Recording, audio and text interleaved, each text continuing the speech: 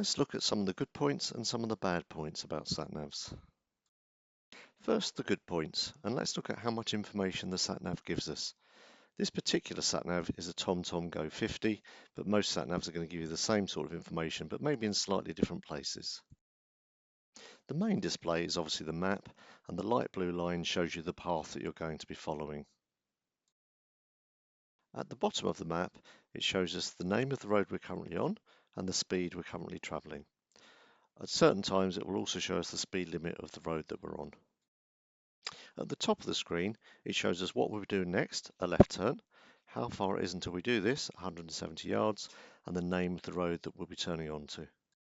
Notice the two marks beside the arrow. This indicates we're going to pass two roads on the left before we turn left. In the top right corner, the Sat Nav showing us our expected time of arrival at our destination and the total distance we've got left to travel. The rest of the display is not relevant to this video, but I'll discuss it further in one of my other videos. Now let's look at using the Sat Nav on the move. Firstly, we'll focus just on the Sat Nav, and then we'll do the same journey again, combining the information outside the window with the information from the Sat Nav.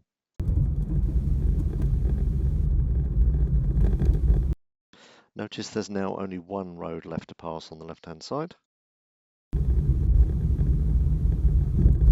At the end of the road, turn left, Aldershot Road. And now there are no side roads left to pass, and we're turning at the next opportunity. Turn left.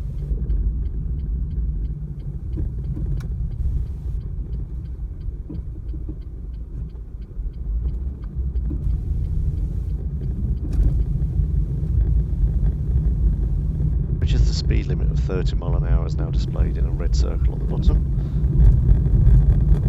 And notice it's now just changed to 60 miles an hour. At the end of the road, turn right, A323, Fleet Road.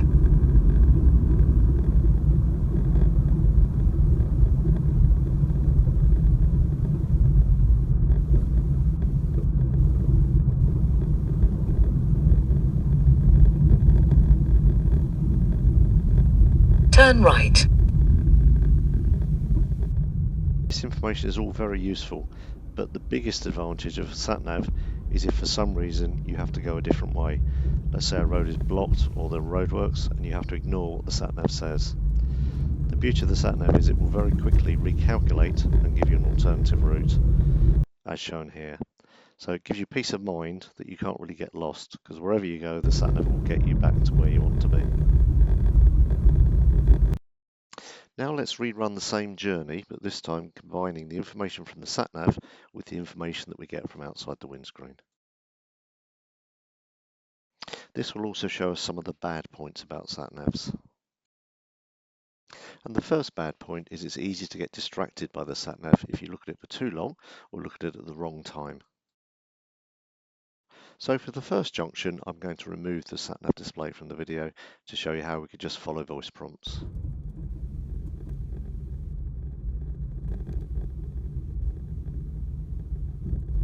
At the end of the road, turn left, Aldershot Road. Turn left.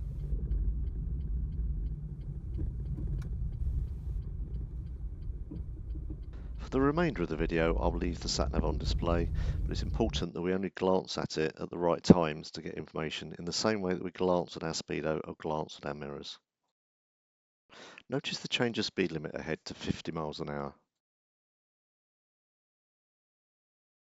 The Sat Nav quickly recognises the change of speed limit, but displays an incorrect speed limit of 60 miles an hour. The speed limit was recently changed on this road. The Sat Nav's not up to date, but the signs are. Whenever there's a mismatch between signs and Sat Nav, follow the signs and ignore the Sat Nav.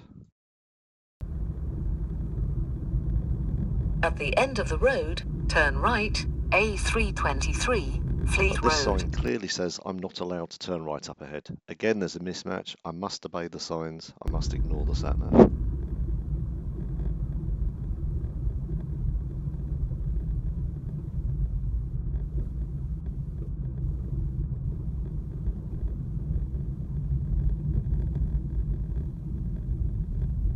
turn right. Again, the sat nav requests me to turn right, but the road signs and road markings are clearly telling me I'm not allowed to. Obey the signs, ignore the sat nav. It would be illegal to turn right at this junction, and saying I was just following my sat nav would be no defence, as the road markings and road signs are quite clear. So we have to ignore the sat nav's request and we have to turn left, but we can do that safe in the knowledge that we won't get lost because the sat nav will recalculate a new route. It's already done that, telling us to go up to the next roundabout, go all the way around it and come back. After 350 yards, go around the roundabout, 5th exit, A323, Fleet Road.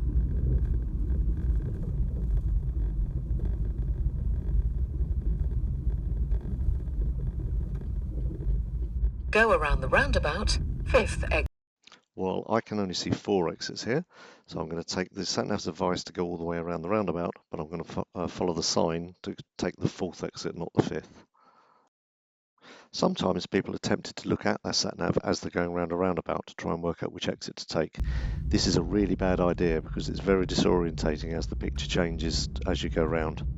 Arrive at the roundabout with a plan of what you're going to do and follow that plan through, just like you would if you're following road signs.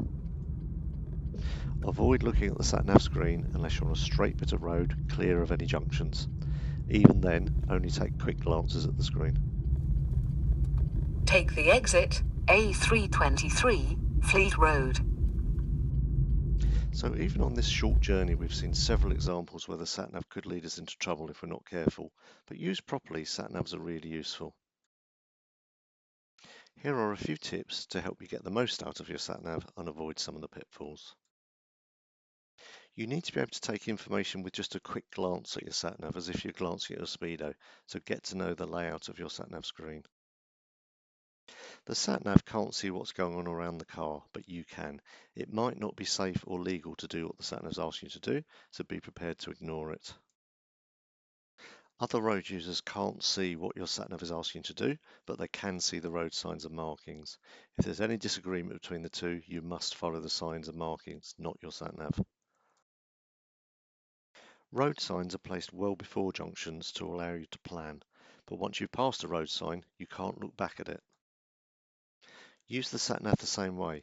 Use it to help you to plan for the junction, but as you get near to the junction, your focus must be outside to ensure that you navigate the junction safely and legally.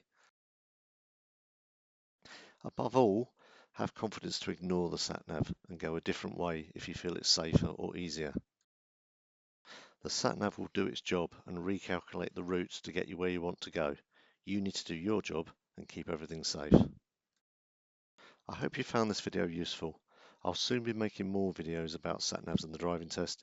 If you subscribe to my YouTube channel, you'll be the first to find out when the new ones are released. Have a good day.